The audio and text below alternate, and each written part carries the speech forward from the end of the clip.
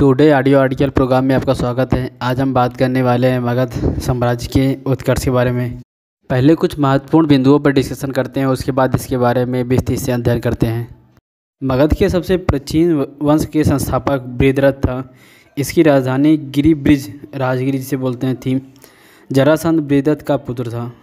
हैर्यक वंश के संस्थापक बिंबिसार मगध की गद्दी पर 544 ईसा पूर्व बैठा था।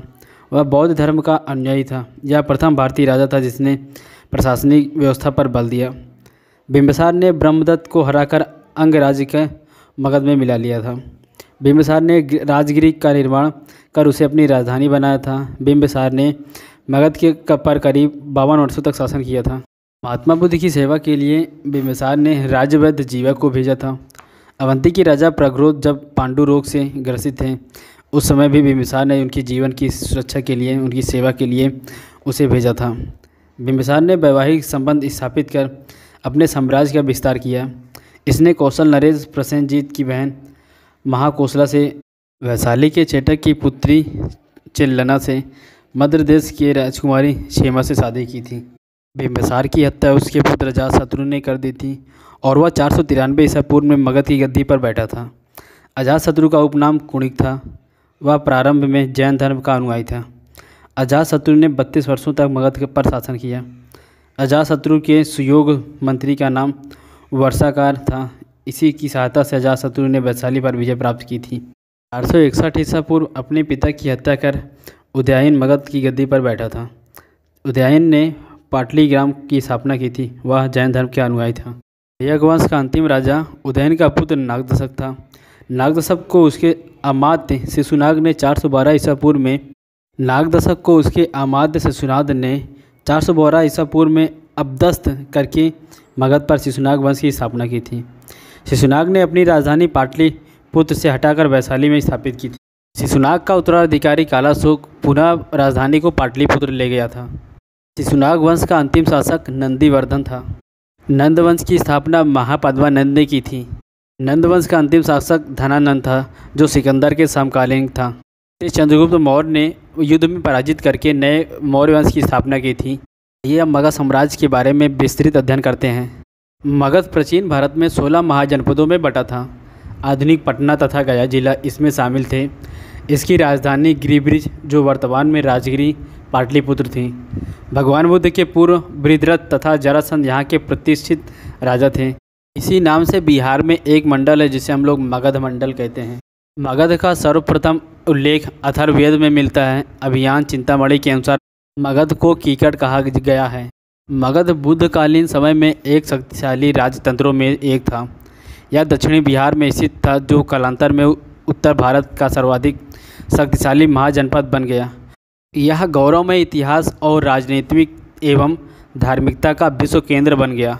मगध महाजनपद की सीमा उत्तर में गंगा से, दक्षिण में विंध्य पर्वत तथा पूर्व में चंपा से पश्चिम में सोन नदी तक विस्तृत था। मगध की प्राचीन राजधानी राजगिरी थी। यह 5 पहाड़ियों से घिरा था। कालांतर में मगध की राजधानी पाटलिपुत्र में स्थापित हुई।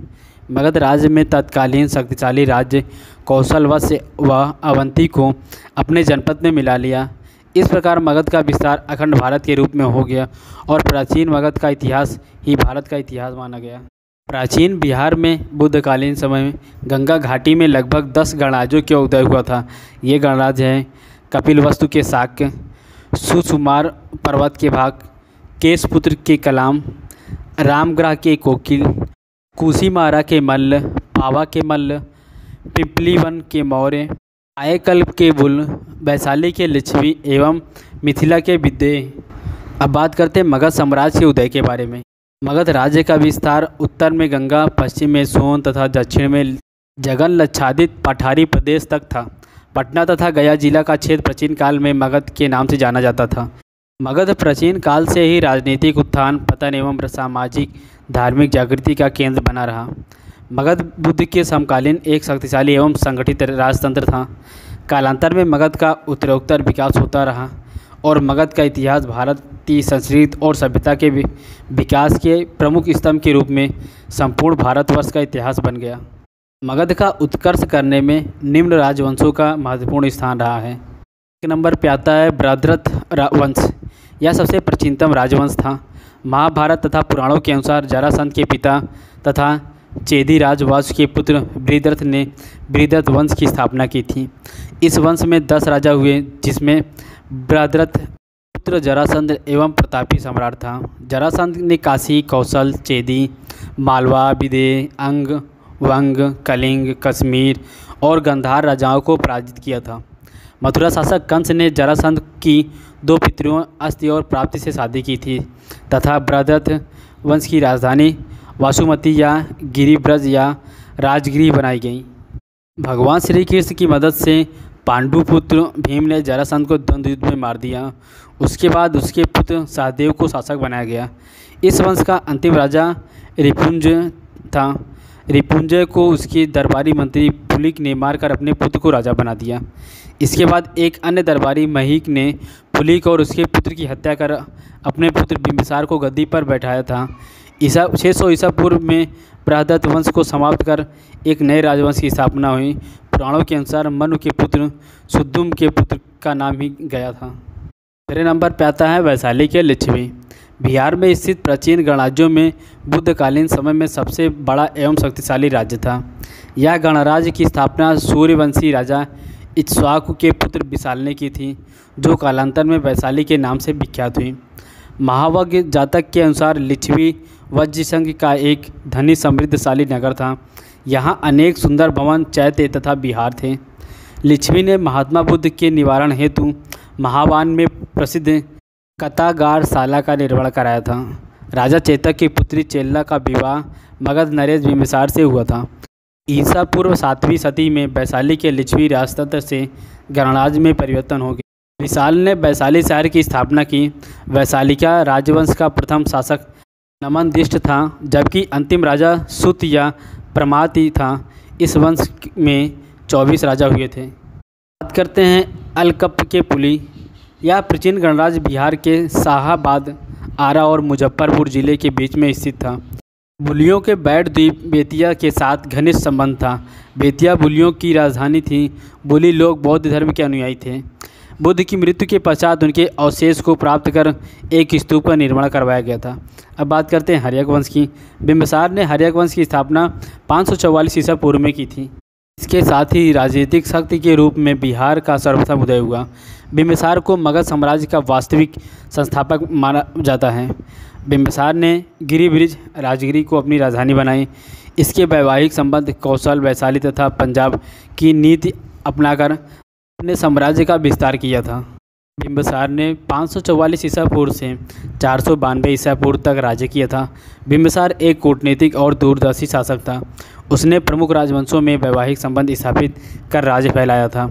सबसे पहले उसने लिच्छवी गणराज्य के शासक चेतक की पुत्री चेल्ला के साथ विवाह किया था। दूसरा विवाह कौशल राजा प्रसन्नजीत की बहन महाकौशला के साथ हुआ। इसके बाद भद्र देश की राजकुमारी क्षेमा के साथ उसने विवाह किया था। महावाक्य के अनुसार बिंबिसार की 500 राजधानियाँ थीं। उसने अवंती के शक्तिशाली राजा चंद्रप्रघोत के साथ दोस्ताना संबंध बनाया था।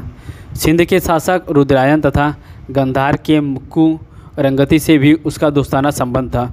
उसने अंगराज को जीतकर अपने साम्राज्य में मिला लिया था। वहाँ अपने पुत्र अजातशत्रु को उपराजा नियुक्त किया था। बिंबिसार महात्मा बुद्ध का मित्र और संरक्षक था। विनय पिटक के अनुसार बुद्ध से मिलने के बाद उसने बौद्ध धर्म को ग्रहण किया, लेकिन जैन और ब्राह्मण के धर्म के प्रति उसकी सहिष्णुता थी। बिंबिसार ने करीब 52 वर्षों तक शासन किया था। बौद्ध और जैन ग्रंथानुसार उसके पुत्र अजातशत्रु ने उसे बंदी बनाकर कारागार में डाल दिया था, जहां उसका 492 ईसा पूर्व निधन हो गया था। बिंबिसार ने अपने बड़े पुत्र दशरथ को उत्तराधिकारी घोषित किया था। भारतीय इतिहास में बिंबिसार प्रथम शासक था जिसने स्थायी सेना रखी थी। बिंबिसार ने राध व जीवा को भगवान बुद्ध की सेवा में नियुक्त किया था। बौद्ध भिक्षुओं को निःशुल्क जल यात्रा की अनुमति दी गई थी। बिंबिसार की हत्या महात्मा बुद्ध के विरोधी देवव्रत के उकसाने पर अजातशत्रु ने की थी।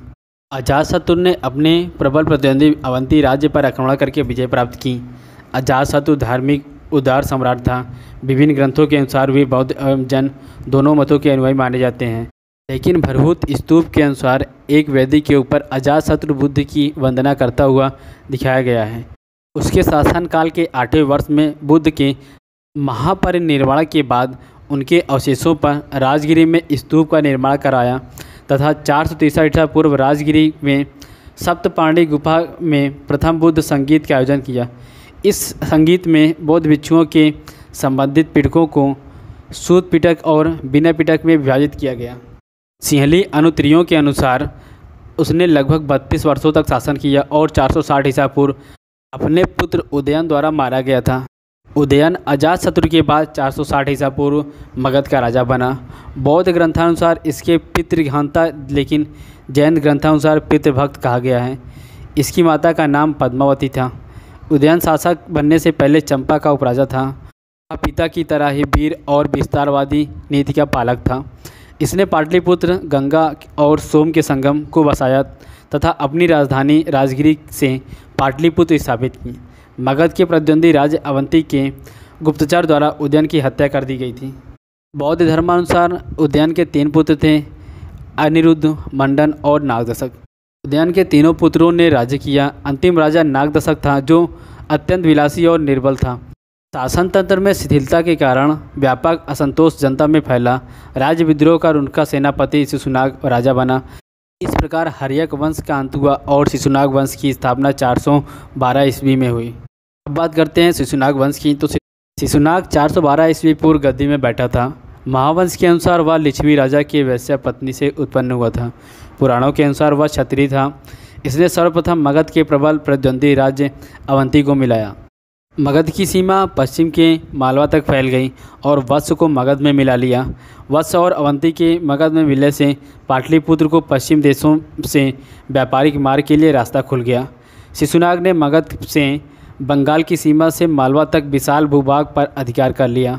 शिशुनाग एक शक्तिशाली शासक था, जिसने गिरिब्रज के अलावा वैशाली को भी अपना राजधानी बनाया। 394 ईसा पूर्व में इसकी मृत्यु हो गई। कालाशोक या शिशुनाग का पुत्र था, जो शिशुनाग के 494 ईसा पूर्व मृत्यु के बाद मगध का शासक बना। महावंश में इसे कालाशोक और पुराणों में काकवर्ण कहा गया है। कालाशोक ने अपनी राजधानी को पाटलिपुत्र स्थानांतरित कर लिया। इसने 26 वर्षों तक शासन किया। कालाशोक के शासनकाल में ही बौद्ध धर्म की द्वितीय संगीत का आयोजन किया गया था। बाणभट्ट रचित हर्षचरित के अनुसार काकवर्ण को राजधानी पाटलिपुत्र में घूमते हुए महापद्मानंद नामक व्यक्ति ने चाबुक से मारकर हत्या कर दी थी। 366 ईसा पूर्व कालाशोक की मृत्यु हो गई थी। महाबोधि वंश के अनुसार कालाशोक के 10 पुत्र थे, जिन्होंने मगध पर 22 वर्षों तक शासन किया। शिशुनाग वंश का अंतिम राजा नंदिवर्धन था। 344 ईसा पूर्व में शिशुनाग वंश का अंत हो गया और नंद वंश का उदय हुआ। आइए अब अध्ययन करते हैं नंद वंश के बारे में। 344 ईसा पूर्व में महापद्मानंद नामक व्यक्ति ने नंद वंश की स्थापना की थी। पुराणों में इसे महापद तथा महाबोधि वंश में उग्रसेन कहा गया है। यह नई जाति का था। उसे महापद, एकारट, सर्वछत्रात्मक आदि उपाधियों से विभूषित किया गया है। महापद्मानंद के प्रमुख राज उत्तराधिकारी हुए।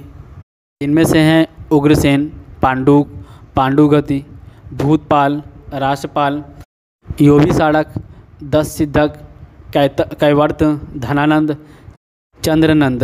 इसके शासनकाल में भारत पर आक्रमण सिकंदर द्वारा किया गया। सिकंदर के भारत से जाने के बाद मगध साम्राज्य में अशांति और अव्यवस्था फैली। धनानंद एक लालची और धन संग्रही शासक था, जिसे असीम शक्ति और संपत्ति के बावजूद वह जनता के विश्वास को नहीं जीत सका। उसने एक महान विद्वान ब्राह्मण चाणक्य को अपमानित किया था। चाणक्य ने अपनी कूटनीति से धनानंद को पराजित कर चंद्रगुप्त को मगध का शासक बनाया था। महापद्मानंद पहला शासक था जो गंगा घाटी की सीमाओं का अतिक्रमण कर विंध्य पर्वत के दक्षिण तक विजय पताका लहराई थी। नंदवंश के समय मगध राजनीतिक दृष्टि से अत्यंत समृद्धशाली राज्य बन गया। व्याकरण के आचार्य पाणिनि महापद्मानंद के मित्र थे। वर्ष, उपवर्ष, वर, रुचि, कात्यायन जैसे विद्वान नंद के शासक हुए हैं। शाक्टाय तथा स्थूलभद्र धनानंद के मतावलंबी अमात्य थे। अब बात करते हैं मौर्य राजवंश के बारे में। 312 ईसा पूर्व में चंद्रगुप्त मौर्य ने अपने गुरु चाणक्य की सहायता से धनानंद की हत्या कर मौर्य वंश की नींव डाली थी। चंद्रगुप्त मौर्य ने नंदों की अत्याचार व घृणित शासन से मुक्ति दिलाई और देश को एकता के सूत्र में बांधा। मौर्य साम्राज्य की स्थापना की। यह साम्राज्य गणतंत्र व्यवस्था पर राजतंत्र व्यवस्था की जीत थी। इस कार्य में अर्थशास्त्र नामक पुस्तक द्वारा चाणक्य ने सहयोग किया। विष्णुगुप्त व कौटिल्य उनके अन्य नाम हैं। आर्यों के आगमन के बाद यह प्रथम स्थापित राज्य था। चंद्रगुप्त मौर्य 312 ईसा पूर्व से 298 ईसा पूर्व तक शासन किया।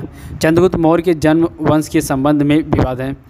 ब्राह्मण, बौद्ध तथा जैन ग्रंथों में परस्पर विरोधी विवरण मिलता है। विविध प्रमाणों और आलोचनात्मक समीक्षा के बाद यह तर्क निर्धारित होता है कि चंद्रगुप्त मौर्य वंश का क्षत्रिय था। चंद्रगुप्त के पिता मौर्य नगर प्रमुख थे। वह गर्भ में ही था तभी उसके पिता की मृत्यु युद्ध भूमि में हो गई थी। उसका पाटलिपुत्र में जन्म हुआ था तथा एक गौपालक द्वारा पोषित किया गया था। चरवाह तथा शिकारी के रूप में ही राजा गुण होने का पता चाणक्य ने कर लिया था तथा उसे 1000 का सापड़ में खरीद लिया। तत्पश्चात तक्षशिला लाकर सभी विद्वानों में निपुण बनाया। अध्ययन के दौरान ही संभवतः चंद्रगुप्त सिकंदर से मिला।